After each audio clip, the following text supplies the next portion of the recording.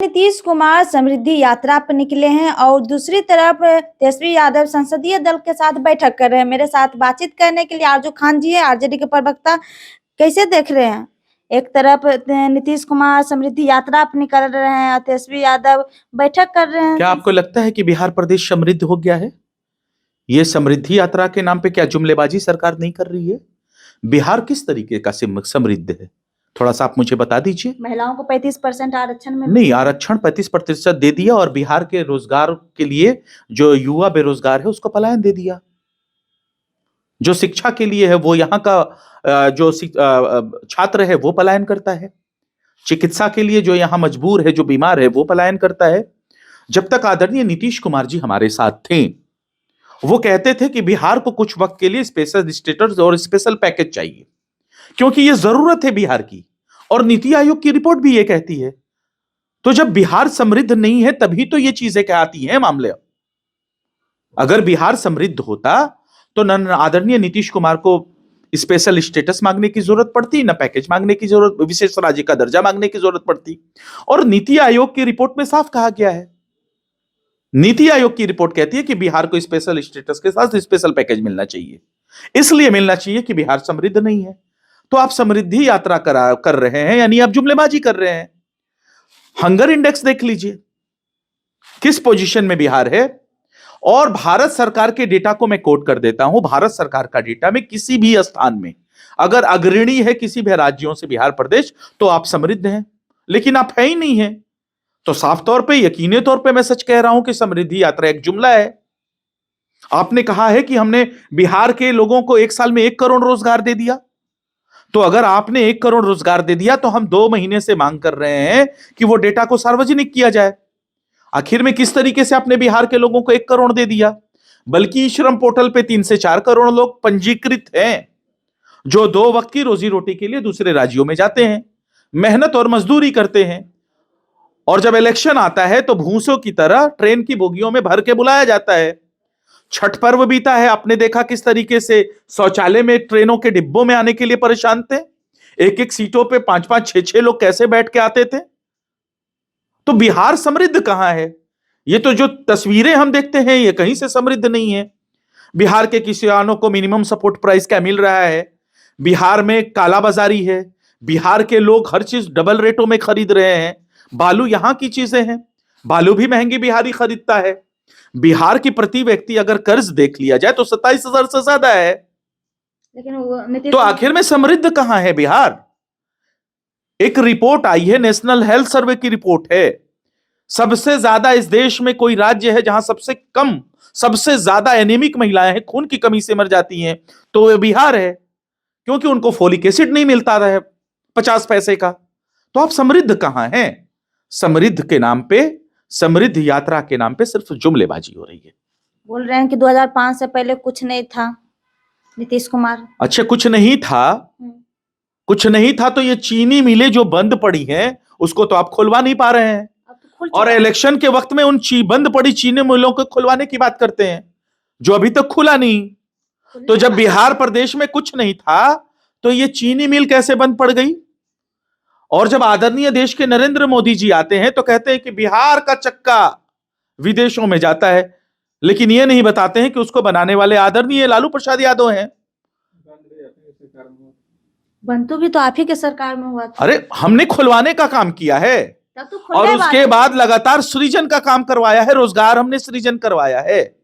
तो ये जो लोग कहते हैं कि 2005 से पहले कुछ था, तो मैं कहता हूं कि कल थे, कारखाने थे, बिहार का ग्रोथ रेट बेहतर था, पर कैपिटा आय बेहतर थी बिहार की।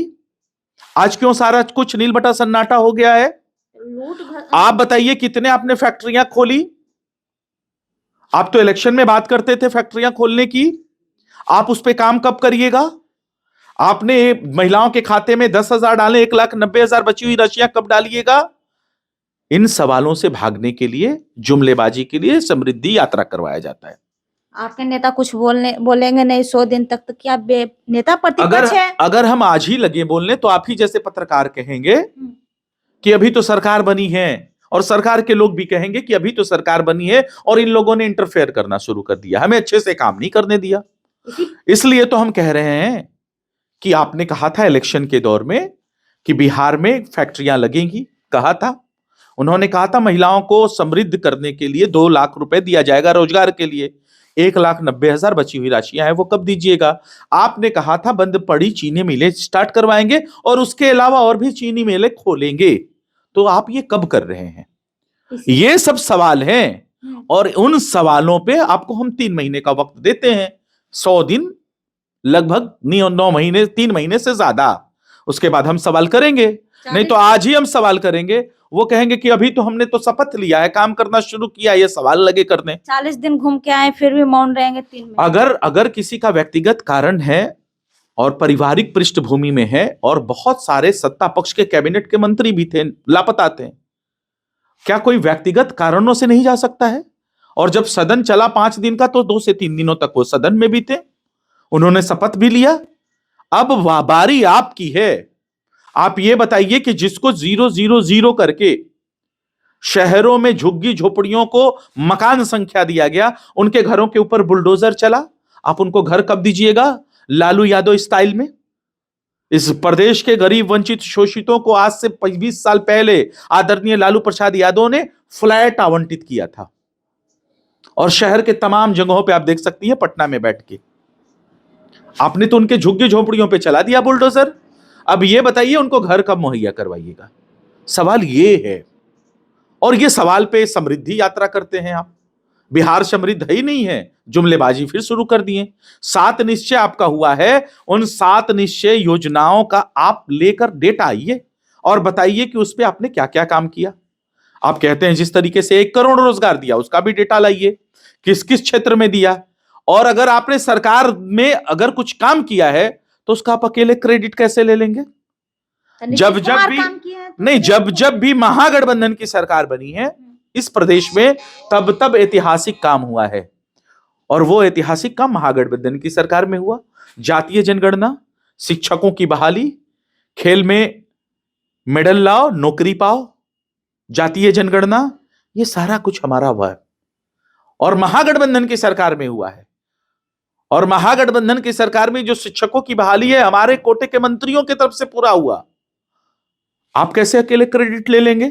आप कहिए महागठबंधन की सरकार में हुआ, और उस वक्त में हमारे साथ राष्ट्रीय जनता दल थी, और जो इस देश में ऐतिहासिक काम हुए वो महागठबंधन की सरकार में हुए। अच्छा, एक खबर चल रही थी खरमास के पहले कुछ खेल होगा, लेकिन कुछ खेल हुआ नहीं। देखिए, वो सत्ता चल खेल वही लोग कर रहे थे। बड़ा भाई छोटा भाई बनने की जल्दीबाजी उन लोगों के अंदर थी। गठबंधन धर्म नहीं निभाते हैं, एक दूसरे के साथ गद्दारी करते हैं। इस सवाल का जवाब जाके उपेंद्र कुशवाहा से पूछिए, जाके जीतन राम मांझी जी से पूछिए, और जो लोग दे रहे थे उनसे पूछिए। नाराज तो कांग्रेस आपसे चल रही है। नहीं, कांग्रेस नाराज है, वो चीजें हमारी बैठ के हम सब कुछ कर लेंगे। अगर आपको लग रहा है नाराज चल रहे हैं तो किसका आया है ऐसा बयान? क्या राहुल गांधी ने ऐसा बयान दिया? सोनिया गांधी ने बयान दिया? दिल्ली का जो केंद्र से हमारी जो चीजें थी, क्या उनका किसी का बयान आया है जो ऑथेंटिक हो? नहीं आया है। फिर इस पे चर्चा क्यों करें हम?